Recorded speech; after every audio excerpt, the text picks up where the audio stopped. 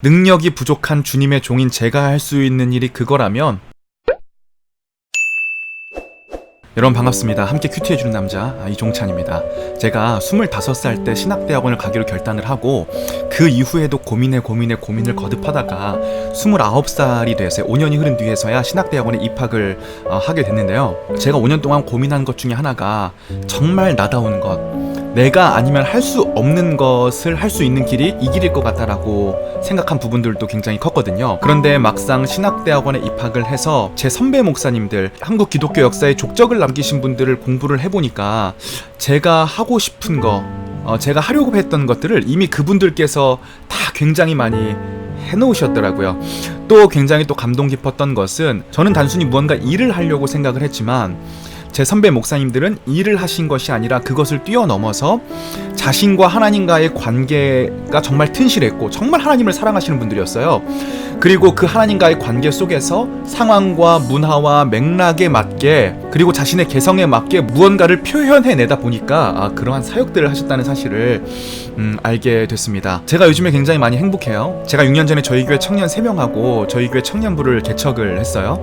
제가 능력이 부족해서 그렇게 굉장히 많이 크게 키워놓지는 못했지만 그래도 우리가 점점 하나님 안에 하나가 되어가고 있는 것이 느껴지고 조금씩 주님 안에 성장해가고 있는 것, 그리고 작은 공동체로서 형제자매가 되어가고 있는 시발점이 되고 있는 것 같아서 그런 것들이 너무 많이 기쁘고요. 또 유튜브도 이제 구독자가 3,500명이 되려고 하는데, 누군가는 굉장히 작은 수라고 생각할 수도 있지만 저는 여기서 숫자가 늘어나게 되면 지금처럼 여러분들과 긴밀한 관계는 맺지 못하겠구나, 그래서 구독자는 점점 많아지겠지만 지금으로서도 참 행복하다, 이런 생각들을 해봐요. 프리랜서 강사로도 조금씩 경력을 쌓아나가고 있는 부분도 정말 감사한 부분이고요.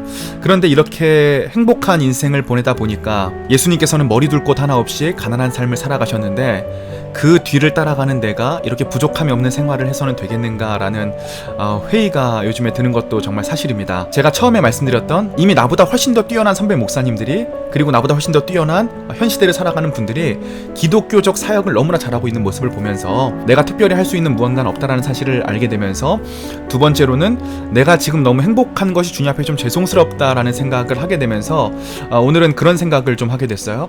하나님, 기회가 된다면 아무도 가지 않는 곳으로, 영광이 없는 곳으로, 이름 없이 빛도 없이 섬겨야 되는 곳으로, 100을 노력해도 하나의 결실도 맺지 못하는 것으로 주님께서 가기를 원하신다면 제가 조금 더 마음의 준비를 한번 해보겠습니다. 능력이 부족한 주님의 종인 제가 할 수 있는 일이 그거라면 제가 주님을 위해서 그거라도 한번 해보려고 한번 고민을 해보겠습니다. 지금까지 힘들었으니까 쉽게 가겠다는 말씀 못 드리겠고, 한 번 더 신중하게 제 자유의지를 가지고 선택을 한번 해보겠습니다 라는 생각을 해보게 됐어요. 오늘 전도서 3장 15절 말씀 읽어드릴게요.